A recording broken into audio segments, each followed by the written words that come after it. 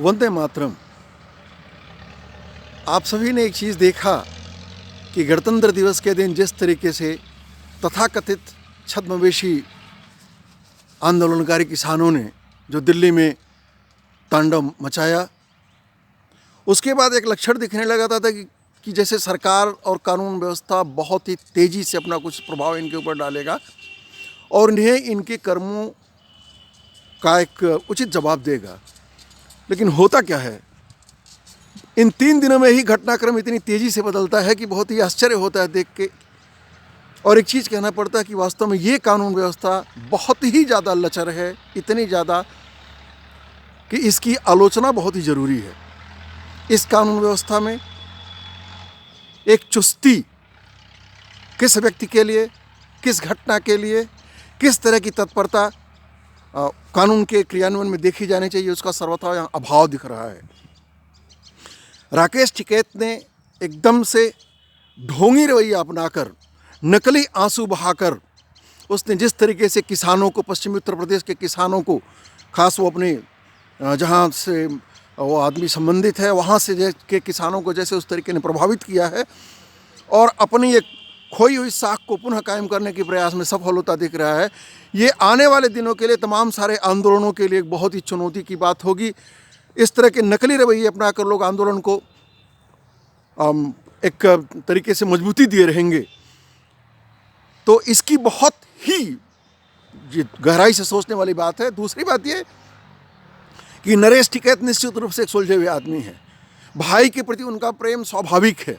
इस नाते मैं उनकी इस बात का बुरा नहीं मानता जब उन्होंने कहा कि कोई भी राकेश टिकैत को गिरफ्तार नहीं कर सकता, 2 लाख किसानों के बीच से कोई उन्हें नहीं ले जा सकता। उनके उस भाई के प्रेम की मैं सराहना करता हूँ।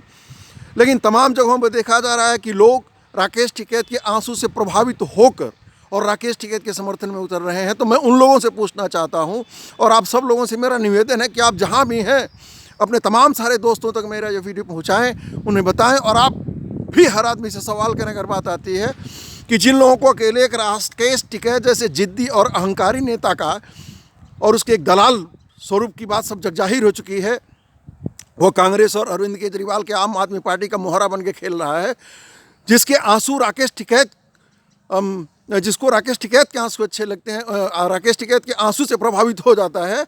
मैं क्षमा चाहता हूँ, मैं थोड़ा समय के कारण मैं थोड़ा तेज़ी से अपनी बात बोल रहा हूँ। लेकिन जिसे राकेश टिकैत के आंसुओं का जिसके ऊपर असर पड़ता है, उनको दिल्ली दंगे में वो दिल्ली की जनता, उतनी बड़ी जनसंख्या, किस तरीके से उनके आंखों से आंसू बहा होगा, उसका असर उनके ऊपर क्यों नहीं पड़ता है। दिल्ली पुलिस के लगभग 400 जवान बुरी तरह घायल हो गए, कुछ तो लगभग मरणासन अवस्था में हैं। अगर उन 400 परिवारों के जवानों में 4-4 लोगों की परिवार के सदस्य में हैं तो 400 जवान वो और उनकी 4 से गुणा कर दिए तो 1600 लोगों के आंसुओं का असर उनके ऊपर क्यों नहीं पड़ता है। तो एक आदमी के आंसू को इतना तवज्जो न दीजिए, इतनी इंपॉर्टेंस न दीजिए कि वो आदमी पूरी व्यवस्था के लिए एक संकट बन जाए, या राष्ट्र की गरिमा के लिए, भारत की संवैधानिक कानून व्यवस्था के लिए। राकेश टिकैत के इस जिद्दी रवैये का समर्थन करने वाला हर व्यक्ति इस देश के साथ गद्दारी की भूमिका निभाने जा रहा है। हाँ, मैं नरेश टिकैत की उस बात का स्वागत करता हूँ जिसमें उन्होंने कहा कि 2 कदम सरकार आगे बढ़ी है या पीछे हटी है तो हमें भी कुछ आगे पीछे हट के एक समझौते का रास्ता अपनाना होगा और इस आंदोलन को लंबे समय तक खींचना अच्छी बात नहीं है, इस आंदोलन को खत्म करना होगा। लेकिन राकेश टिकैत के अड़ियल रवैया के सामने देखने योग्य बात है कि क्या नरेश टिकैत अपने पहल पर आगे बढ़ पाते हैं। और जो लोग कहते हैं कि सरकार से बात करो, वो राहुल गांधी कहता है कि सरकार बात नहीं कर रही है, उससे मैं एक चीज़ पूछना चाहता हूँ कि बात की कैसे जाती है। 10-10 चक्र की वार्ता में किसानों को बुलाया जाता है और किसान बात करते ही नहीं है, सिर्फ कानून को ख़त्म करने की बात करते हैं। इस हठवादी रवैये के कारण पूरी वार्ता निष्फल जा रही है, निरर्थक जा रही है।